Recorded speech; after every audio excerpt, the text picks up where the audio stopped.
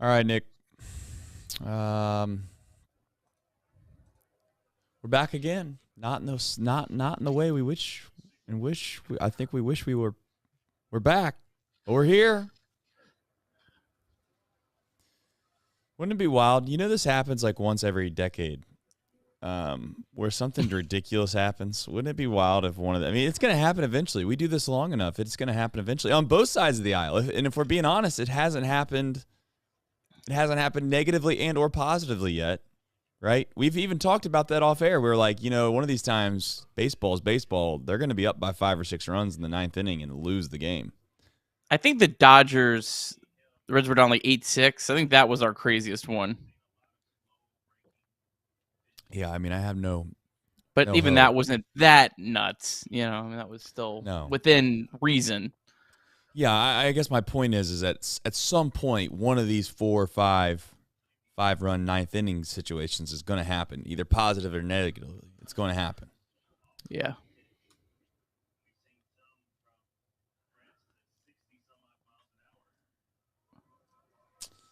All right.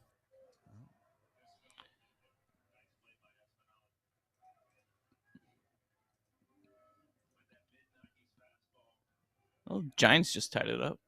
There's something positive.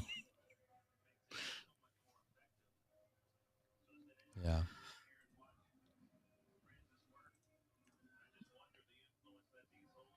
John Savani in the chat said that the Brewers are consistent. They're beating a stacked Rangers team. I know I keep saying the Rangers aren't good, or excuse me, I said the Brewers aren't that good. I want to say something about the Brewers, though. I do think that they have so many good arms that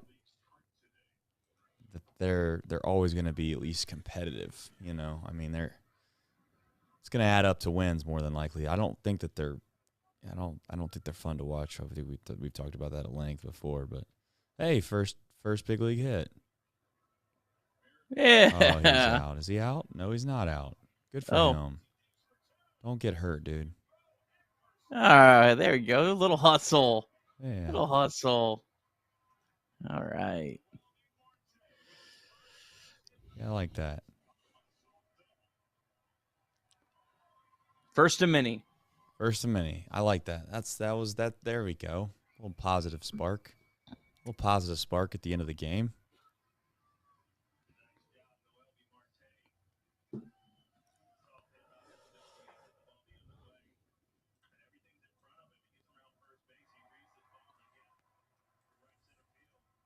Nick, what would you guess that his baseball savant sprint speed's going to be? I think he's probably going to be slightly faster than McLean, would be my guess, from what I've read. But some of that, it's just you don't really know till they get here. And I think the teams know, because the teams. Right. I know we've talked about this off air about how the teams have just so much more like Statcast data in the minor leagues that just aren't public. Yeah. Like you'll see the Chattanooga Lookouts tweeting out exit velocity, and like I can't see any of that. Hey guys, I love the fact that you watch this show. So what I'm about to say, I hope you don't take this the wrong way, but I don't understand how some of you come in here and you're barking up a David Bell tree today. Like what did he do? I really don't understand that. I mean, I genuinely can't comprehend that. I know Nick's defended him. I get that you guys think that Nick is a David Bell stan. I think Nick just says that he thinks David Bell's prepared, and he's not been ever given an opportunity to really lead a big league club that even has any remote, what I would call good baseball talent on it. Which is fair. I'm not trying to defend Nick. I'm not trying to be like, oh look, Nick Kirby's my friend. Let me stick up for him. Nick Kirby can fight his own fight. I get that, but at the same time, like, I read the chat, guys, and I'm like, come on, man, let's be. If anything, this is what I would love for our show to be. I'd love for it to be an opportunity for people that are relatively high baseball IQ people, or relatively knowledgeable baseball IQ or baseball people, excuse me. And you have decent, you have at least a decent take on why something isn't That ball's caught. But to finish my point here, David Bell's done nothing today. Marte, that's not the best look as a base runner, but we'll let it slide.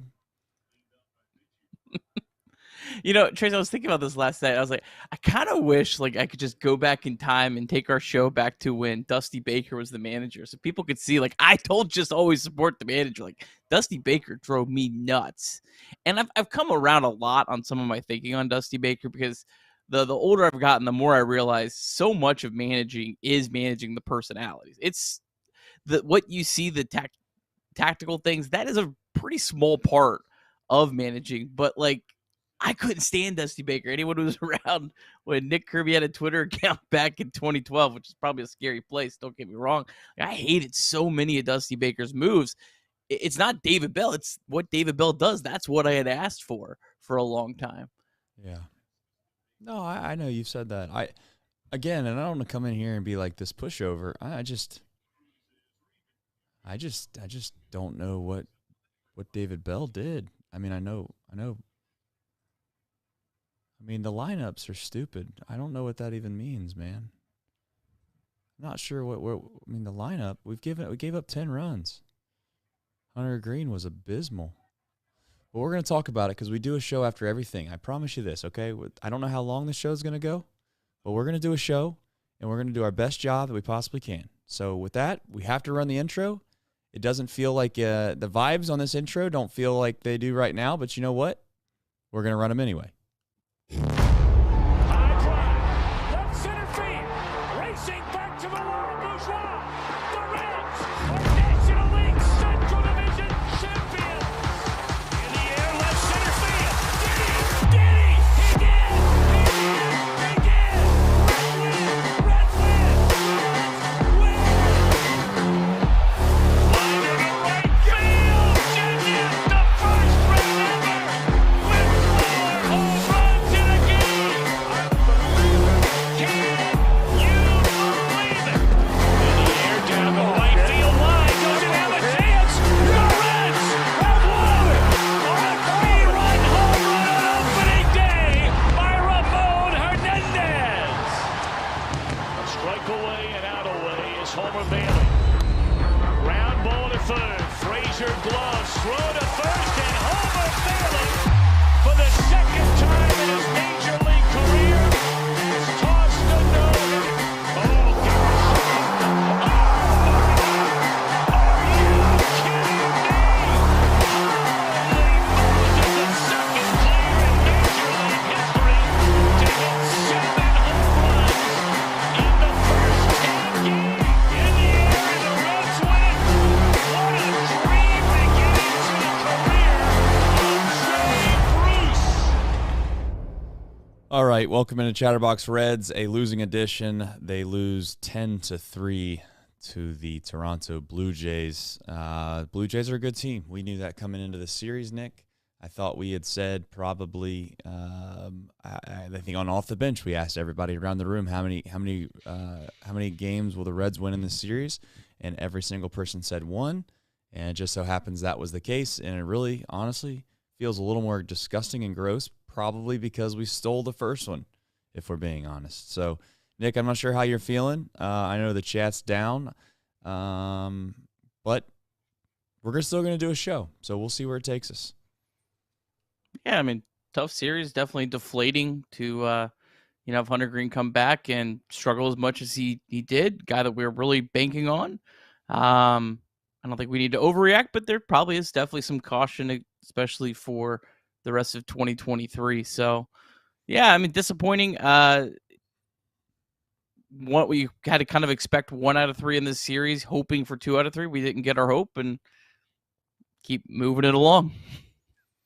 Yeah, and I think it's people might not want to hear this. We're going to do the box score recap and then get into it, but people might not want to hear this. I think that there's certain times, and you guys should know me by now. I would like to think if you've watched this show regularly, you're going to know that I'm the person that usually comes in with a strong opinion on certain things. Today, I'll be honest with you, I just kind of feel like it was baseball. It was ugly all the way around. Wasn't a whole lot that was going right. just one of those days. And I know that sounds cliche. I know you might not want to hear that, but that's how I feel. I think that it was just one of those days, Nick. And unfortunately, in a 162-game season, you're going to have a few of those. I don't think that this is a resemblance on the true identity of this team. Do I think that they're as good as they were earlier this year? No. Do I think they're as bad as they've been the last week and a half? I don't, and they especially weren't as bad as they were today. So let's do the box score recap, and then let's get into it. All right, rough start back for Hunter Greene. Gave up a career-high 9 runs, gave up 5 home runs, only has allowed 3 home runs one other time in his entire career. So just definitely not the start we were looking for. Hunter Greene coming back. Defense didn't help him out either, especially early in the game. Matt McClain made a very rare error, finally looked human out there, as did Noelvi Marte. The one good defensive play of the day, a great catch by Stuart Fairchild crashing into the wall, resulted into him going into concussion protocol. So that was kind of how the game went. Blue Jays defense, they weren't great either. They made 2 errors and gifted the Reds 2 runs in the second inning. But Rio, he was great. He didn't allow an earned run and only 1 walk and 7 strikeouts over 5 innings as the Reds offense continued to struggle. One lone bright spot in this game, well, 2 lone bright spots in this game. Tyler Stevenson hit a solo home run off the bench in the 7th. It was an absolute bomb, too, 104.3 off the bat, 411 feet. And then in the bottom of the 9th, Noelvi Marte got his first career hit, today being his big league, not his debut because he pinch ran last night, but his first big league start. Reds fall to 64-61 with a 10-3 loss today to the Blue Jays. Cubs won, so the Reds are 1 game out of a playoff spot at the end of the day. I think I got to be the positive guy today. I'm reading the chat, and I just think that there's too many people that are pessimistic right now, okay? Let me reel you back in for a second. The Toronto Blue Jays are a good team, yes. Hunter Greene hasn't pitched in 2 months, yes. We'll discuss him in just a second. But to sit here and act like that this team doesn't have a bright future, or this franchise doesn't have a bright future, or this ownership group doesn't have a chance to make amends and get back on track, you're lying to yourself. You're lying to yourself. It's not that bad. I'm not a stand for ownership, guys, but, like, come on. They got some big money coming off the books this year. They have an opportunity. They extended Hunter Greene. I get you might say that was a mistake, but they did it. They paid some money. Again, I've said this 1,000 times. What Phil said is terrible. It's disgusting. But I think if you peel back the onion a little bit, just a little bit, you'll see that I think that there's some frustration there because they actually do want to win. And I do think they're going to spend some money. Kill me in the offseason if I'm wrong. Kill me 2 years from now if I'm wrong. But they got a young core of guys that I feel excited about. This team is going to be just fine. Let's not be bad fans. You know what I'm saying? And I know, Trace, don't be a gatekeeper on what's a good fan, a bad fan. I'm just saying, at least have a reasonable logic to your take. You know, like yelling and screaming about David Bell when the score is 10-3. I mean, come on. I seen in the chat, who would you rather have, David Bell or Aaron Boone? Dude, Aaron Boone he manages the Yankees. The Yankees. They're like 3 games under 500. What has Aaron Boone ever won? So, again, I'm not even a David Bell, like I said before. I'm not here to, try to say that David Bell is Sparky Anderson. I'm not saying that. Now, could David Bell be Sparky Anderson if he had Sparky Anderson's lineup? I don't know. Maybe. I mean, see what I'm going with this? You never know. You don't know. You need players. Let's give it a little bit of time before we jump off the deep end. Okay? All right. Hunter Greene. He was shelled. Nick, I don't know. I tweeted this out. This is how I feel. I hope you can reel me back in a little bit or make me feel a little bit better. I'm not sure which angle you're going to take today on this whole Hunter Greene thing. I know that the average layman person that is looking at it from a very, very quick, short-term basis is very frustrated by the fact that Hunter Greene got absolutely shelled today. It was, in general terms, maybe the worst start, I think, if I heard right on the broadcast, without a doubt the worst start in his history.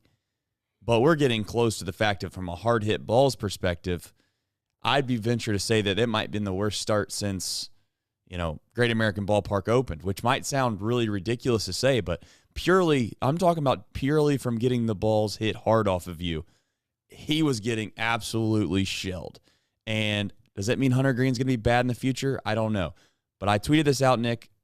I want to hear what you have to say. I think it's reasonable to say that Hunter Greene is coming back from an injury. He hasn't pitched for X amount of months, whatever it's been, 2.5 months, whatever the exact number is. I think it's reasonable to say that you shouldn't overreact because of that reason alone. But I also think it's reasonable to say, you know what? This isn't the first time we've watched him go out there and throw 98, 99, 100-mile-an-hour heaters and them get absolutely shelled around the yard. And you're scratching your head thinking, how does a guy that has this much stuff, this good of stuff, get hit this hard? It's one thing to just get, maybe a couple bleeders here, a bloop here, and then a home run, and the next thing you know, you're like, wow, they scored 5 runs off Hunter Greene. It's a whole nother thing, in my opinion, to get the ball lit up all the way across the yard the Griswold's Christmas tree. I mean, that's basically what it looked like. You want to go watch a Christmas Vacation, it might make yourself feel a little bit better, but when you see Griswold's house and they light it up, that essentially is what happened to Hunter Greene today. All right, that's it. You got anything to make me feel better outside of that with Hunter Greene?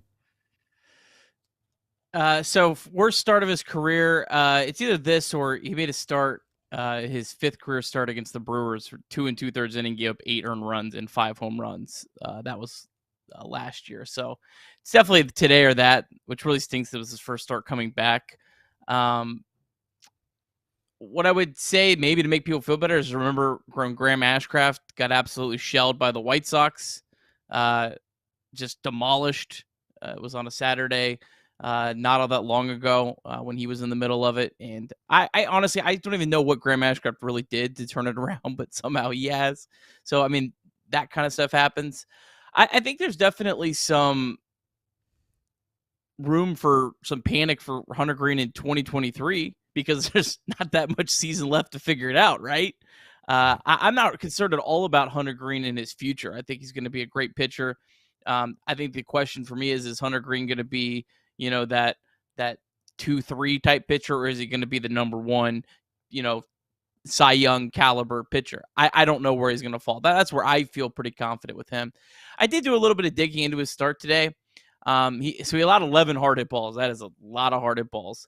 The interesting thing though, Trace, was 5 of those were against fastballs. 6 of them were against the slider.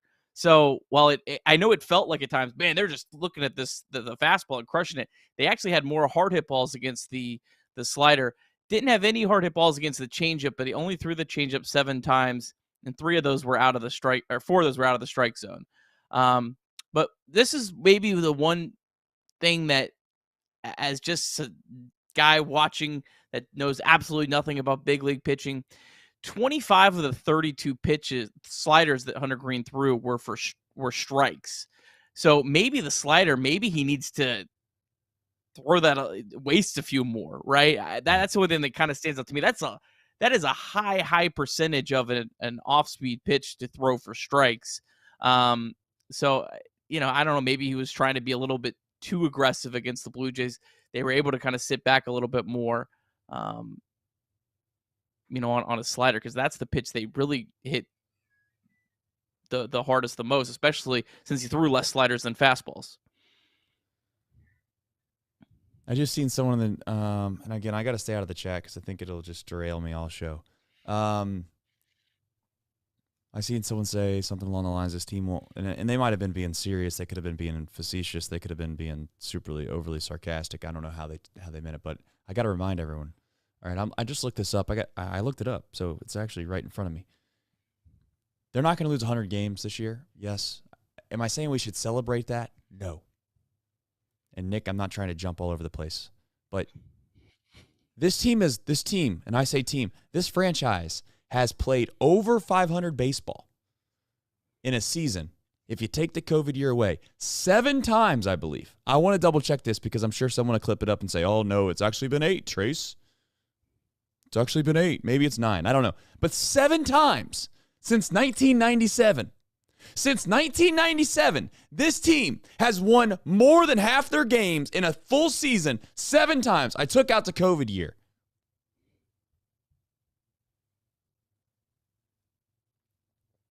And we want to sit here and act like, again, like this is a Nick Krall problem. I mean, again, I'm not trying to be a blind faith guy to Nick Krall and David Bell, but I just want to be realistic here, people. We got like 7 rookies in the lineup. Guy's only been doing this job for how long?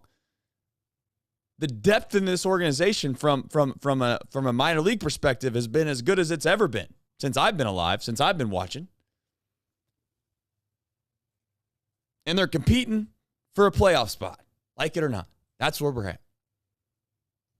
So I'm trying to be, again, realistic. I do come out here. I do have pessimistic takes. I'm called Toxic Trace, all these things. I think that's true. There's times where maybe I can be overly reactive, and I say some things that perhaps, you could venture to say that that's not true. But you know what I'm going to tell you right now? This franchise is in a good spot. Let's not act like it's not. Okay, if we want to be mad about the baseball team, we can be mad at the baseball team about this short window of opportunity that we have, and we're not seizing it. That's fine. That's cool. We can all be pissed in the same area together. I'm upset that Hunter Greene threw like absolute you-know-what-today kid show. So I'm all about that. I'm cool with that. I think that's more than fair, more than rational, more than reasonable to be a fan and say, you know what, I'm not happy because this team's not winning right now. But let's not go off the deep end here and say, oh, David Bell sucks, Nick Krall sucks. What are we talking about? That's just not reasonable, okay? That's not reasonable. So to stay on this subject, that is the offense, it's just frustrating because the offense at this point, today it wouldn't have mattered, but at this point, it's only going to come down to a couple of things. Can some of these guys come back that are injured and be the same player they were before they were injured? And or can some of these guys start to play the way they were playing earlier this year and or get hot enough towards the end of this year where they can rally a little bit and find a way to win baseball games?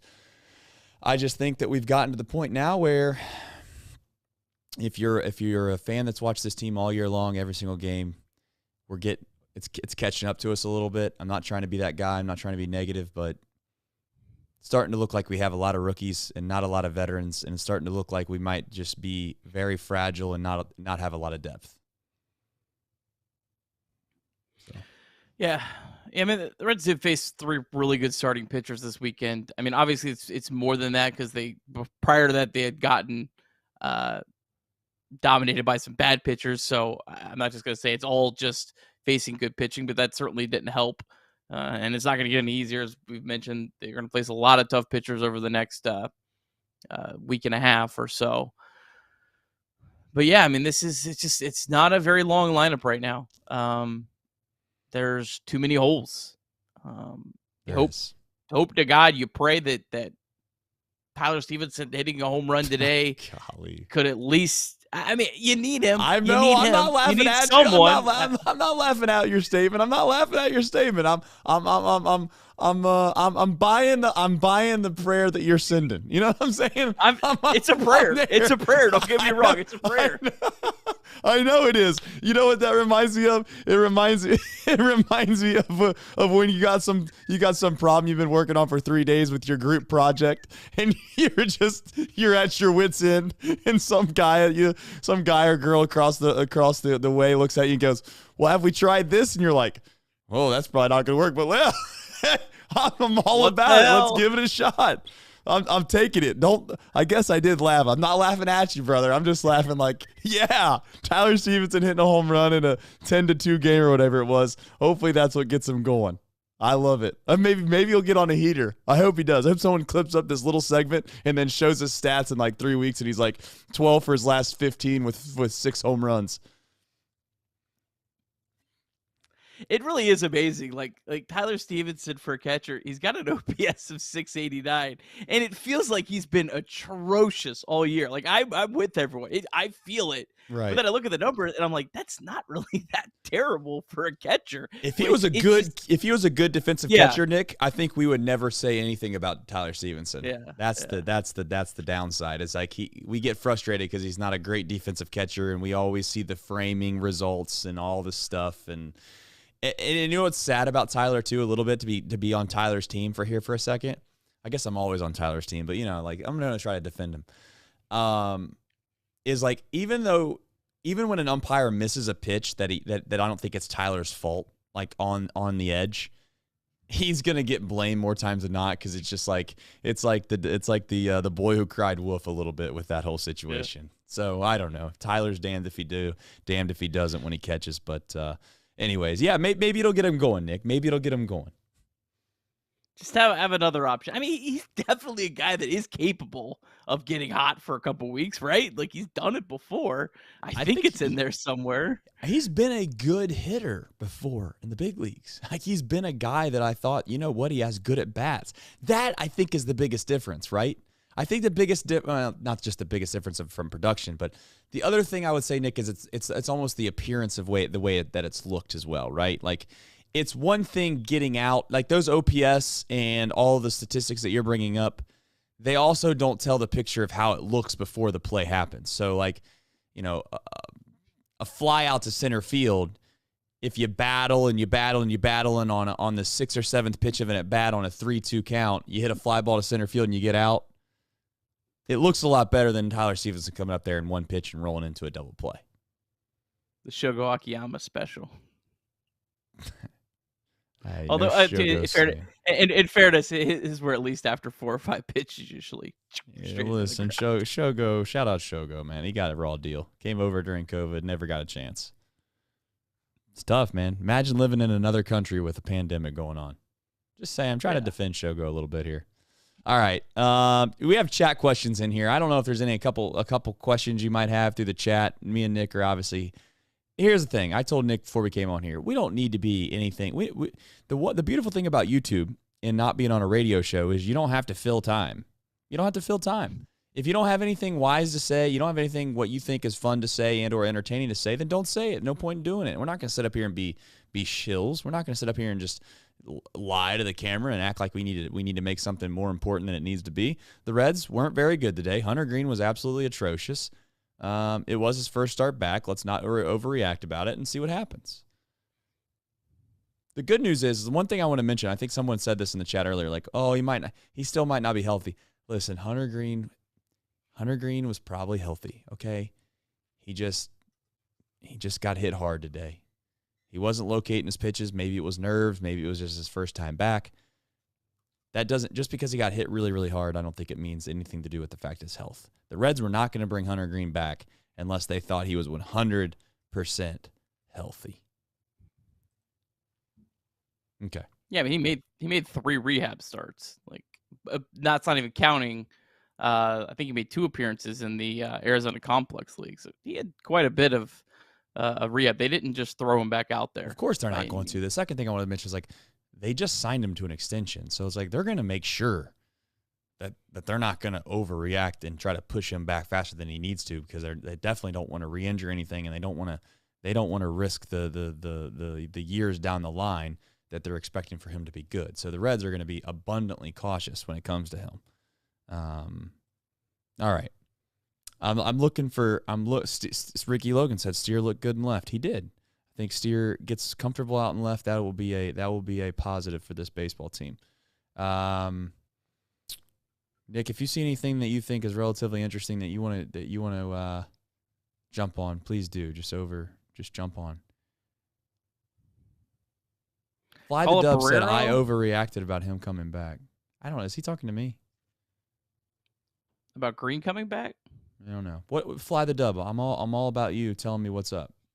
You overreacted about him coming back. Not sure what that means. You think I overreacted about him coming back because I said that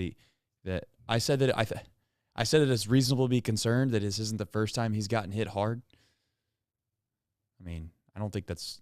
Okay, can I make one little quick take about Hunter Greene really fast? And I want your opinion on this. I think Hunter Greene is like a Jekyll and Hyde kind of guy. Like, he can be unbelievably great, but then he can also just be like today. He can get hit really, really hard. I don't know. And again, he's only, how old is he, Nick? 21, 22 years old? 24. 24 years old. All right, that's not good. It's all right, That's I'm still kidding. pretty young though. It's not as young as I was hoping you were going to say. But here's the thing with Hunter Greene. Do we trust a guy like him to be like the game 5 or game 7 starter in an NLCS or World Series? Right now, probably the answer is no. But I guess in general terms, will he ever become that guy is the question of the day. I don't know. Do we need him to be that? I don't know if we need him to be that either. But he almost seems like a guy that's going to go out and throw unbelievably well or not throw well at all. And maybe that's just short-term memory for me. And I've been watching, this year. And he's been hurt the past couple of years. That's also a concern. But of all the guys that we have, the only thing I would say is like, I just don't know if I'm like, oh wow, Hunter Greene without question is going to be the best of this group. Which isn't so much against Greene as it is maybe is me liking other guys that we have. Hunter Greene is younger than Andrew Abbott though.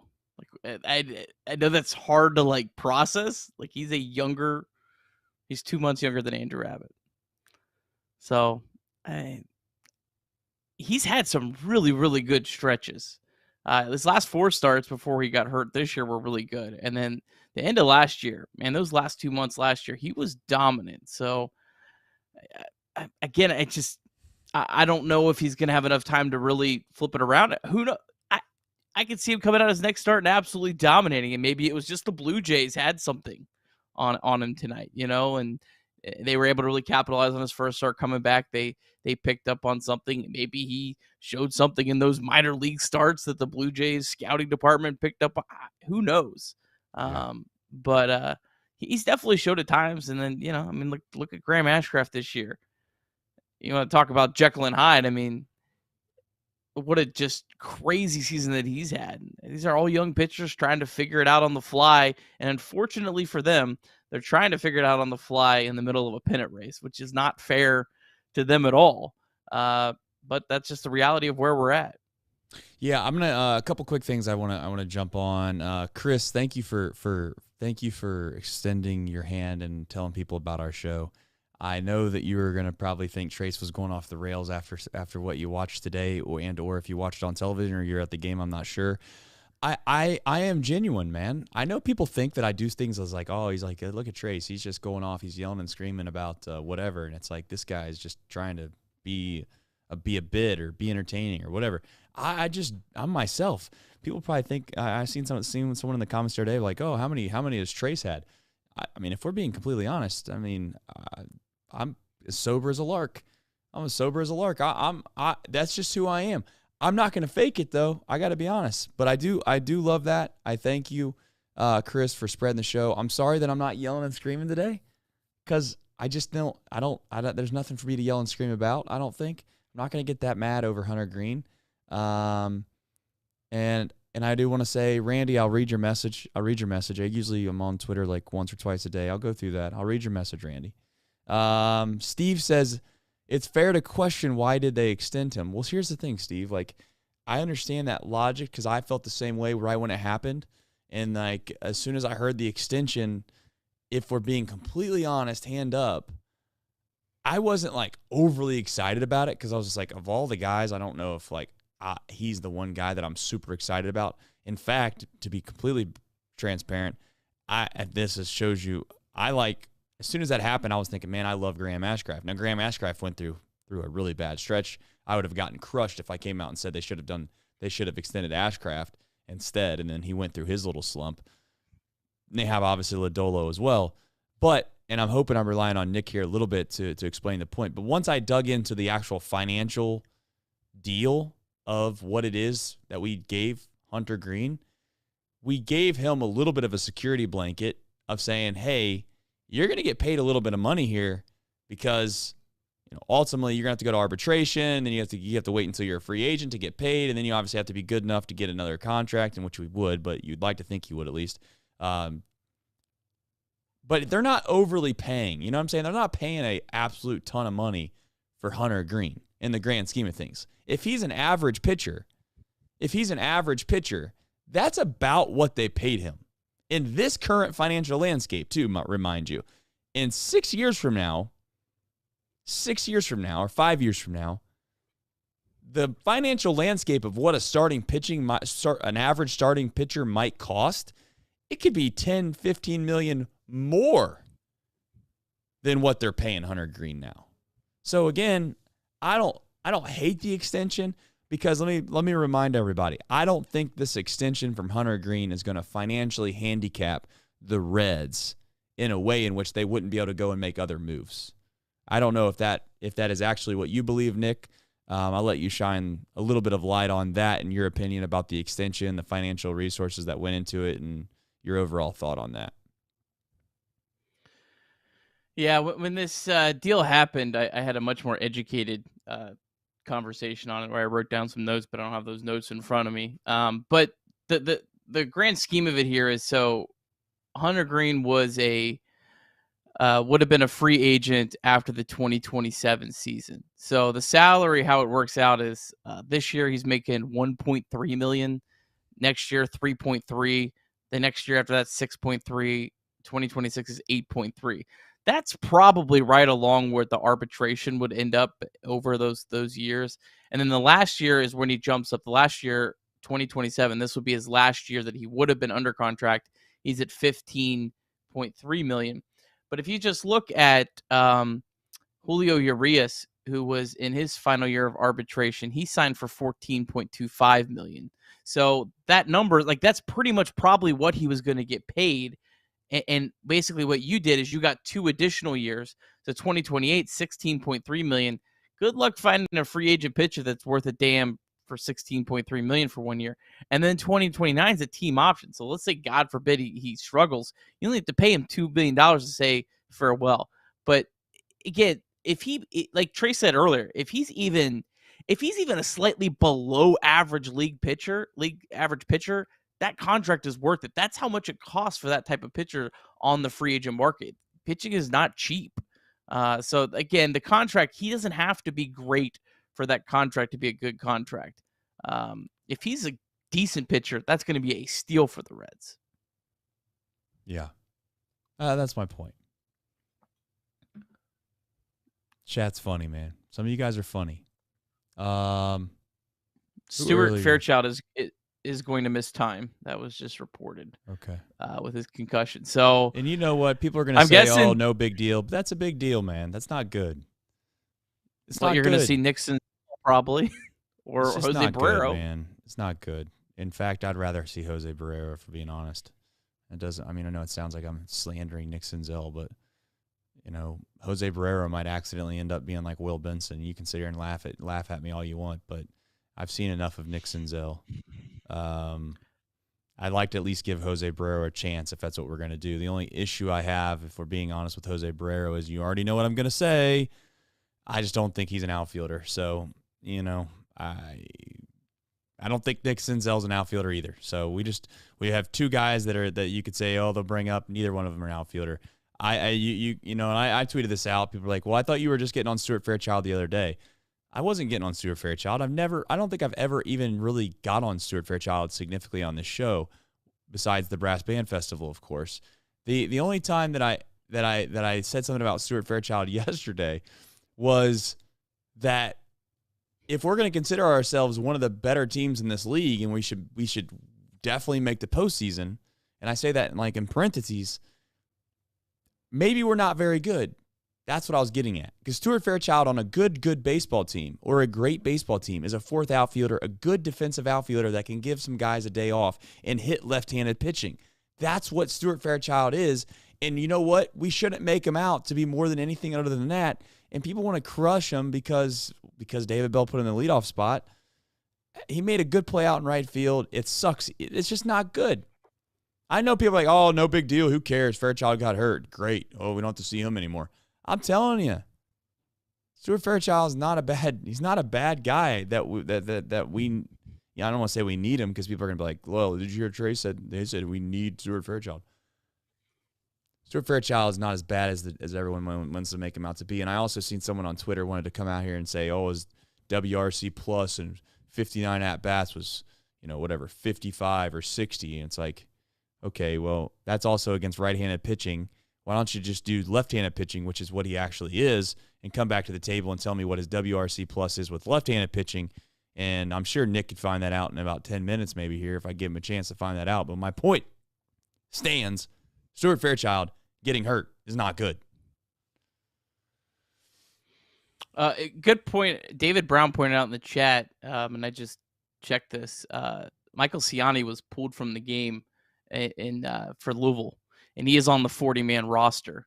All right, well, so that seems like that might be the move. Michael Ciani's not a good hitter at all, but he is an elite defensive player. So the Reds might just say, hey, you know what? Well, the good thing this offense doesn't need a spark. I'm kidding. It's a joke. It's a joke. I'm trying to lighten up the show.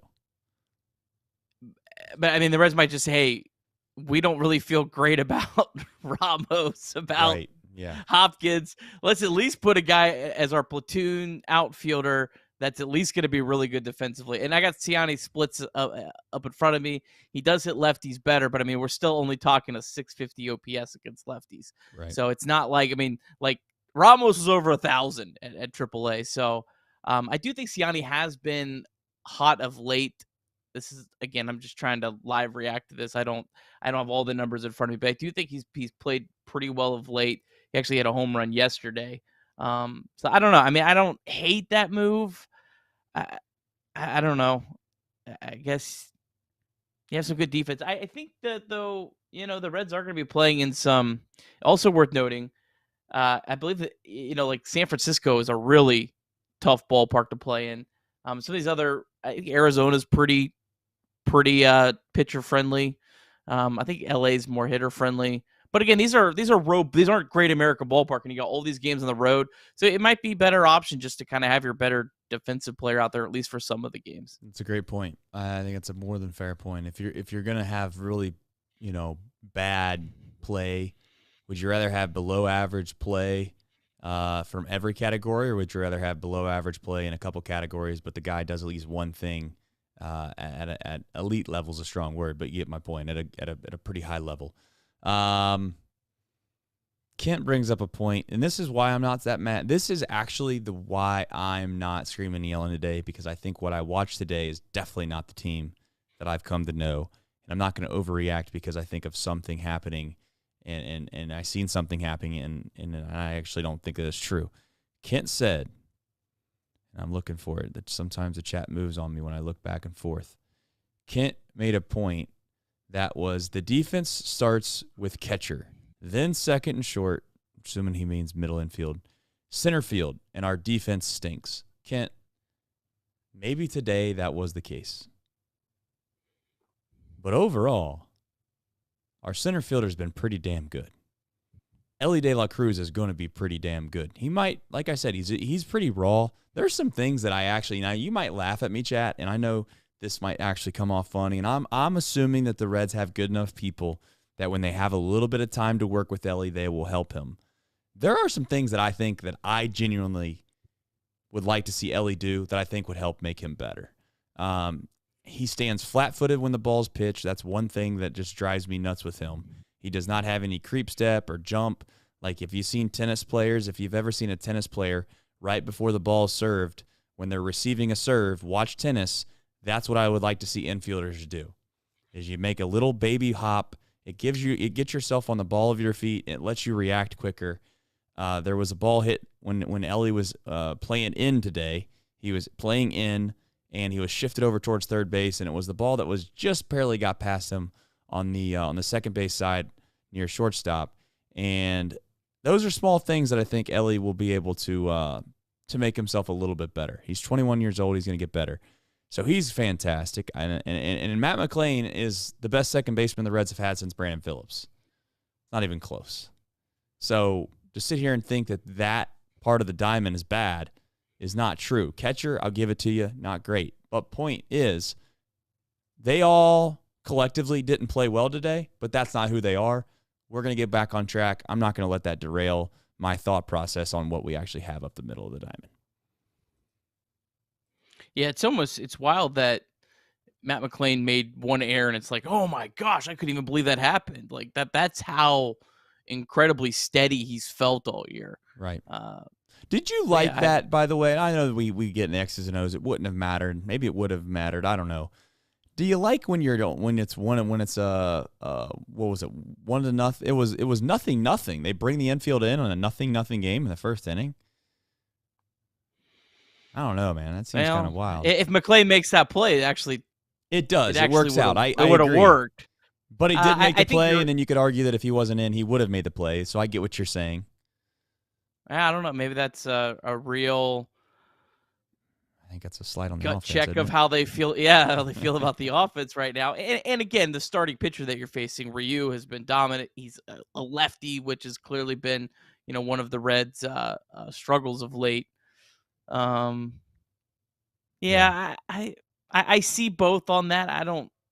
I'm sorry, I don't have a strong opinion either way.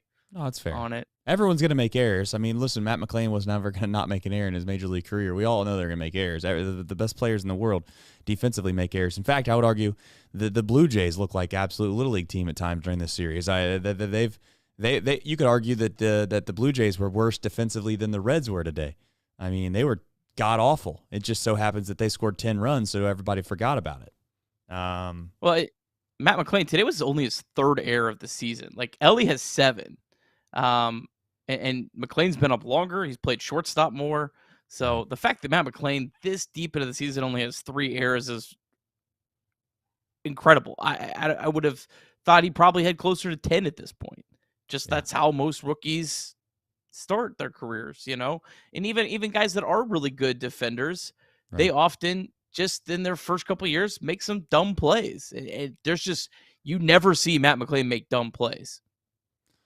No, he really doesn't. The other thing too, Marty babied his first 2 throws in the big leagues, which was fine. I understand it's part of the process when you're in a new environment.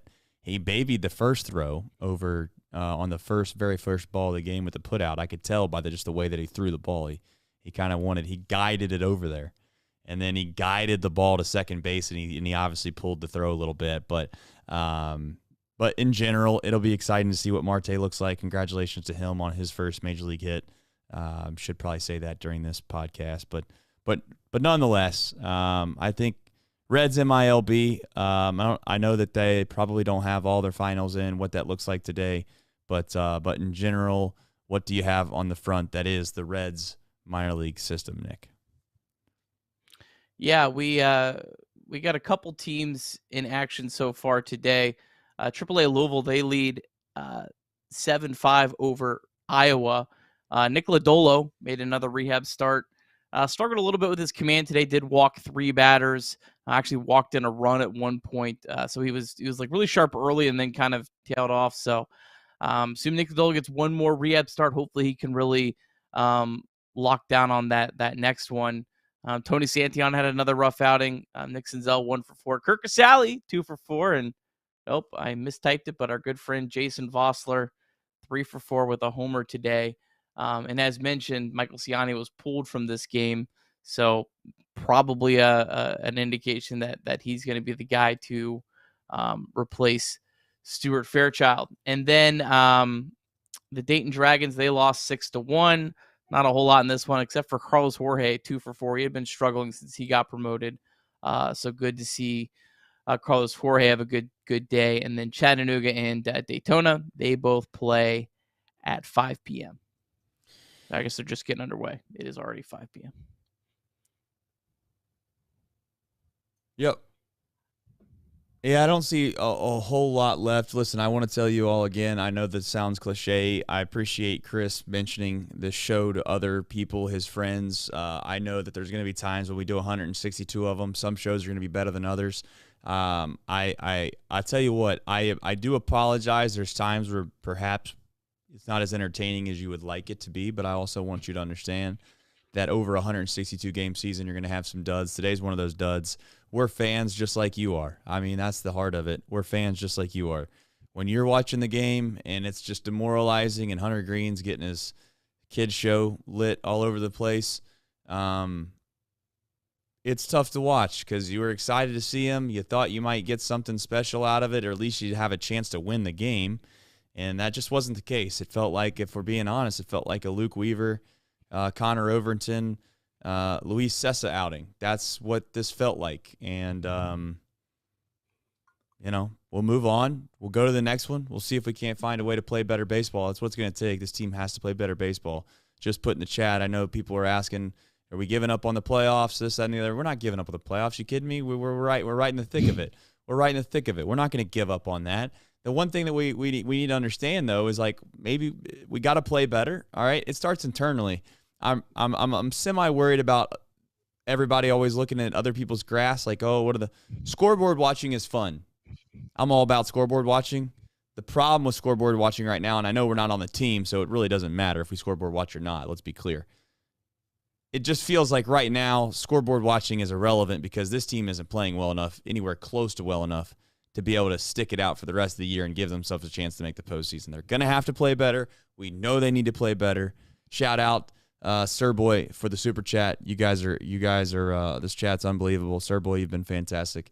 Thank you guys. Thank you. Nick, do you have any final parting thoughts besides we get to the who, what, when, where, and why?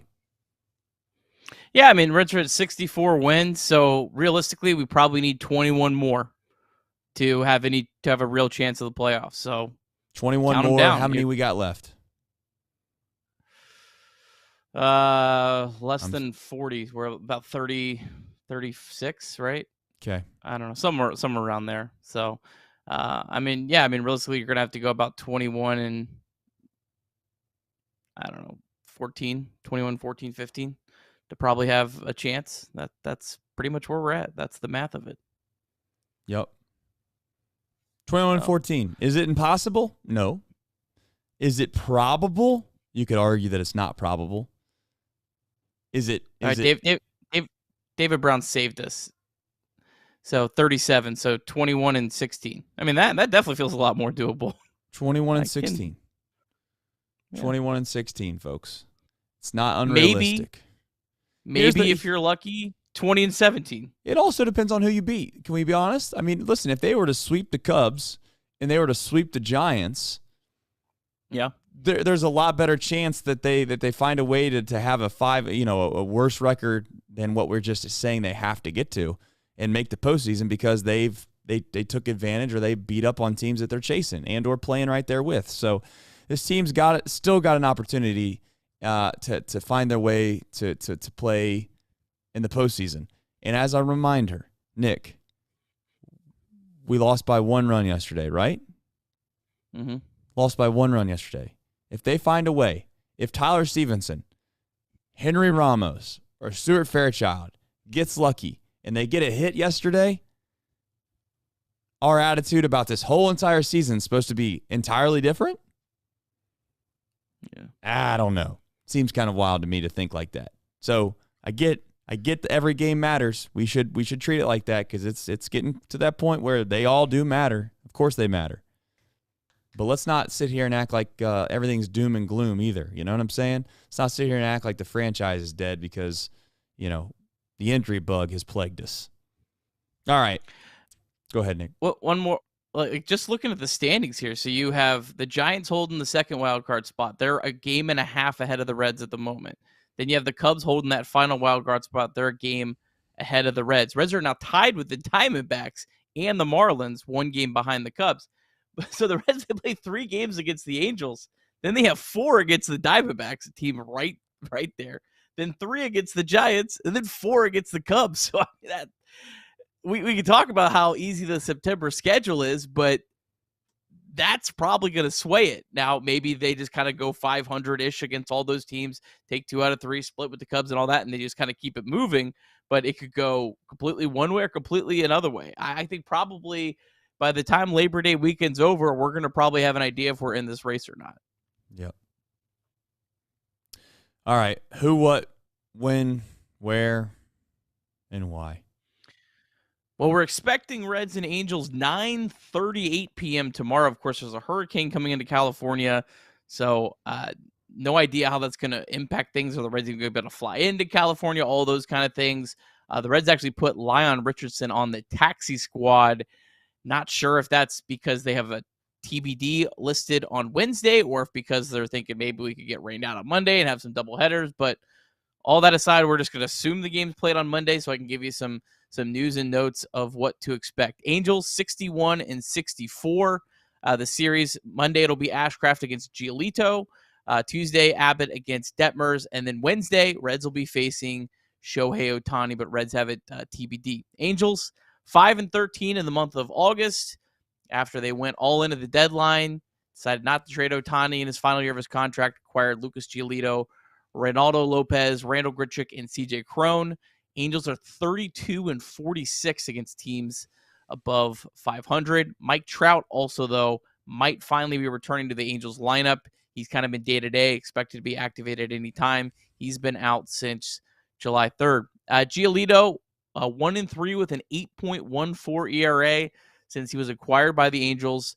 This is kind of a wild number here. He's only made one career start against the Reds, and that was all the way back in 2018. Did get rocked, gave up 7 earned runs, but not sure there's really much to make out of that. Luke Maile, though, he's 2 for 4 at his career against Giolito. And then Graham Ashcraft for the Reds. He's been, of course, great.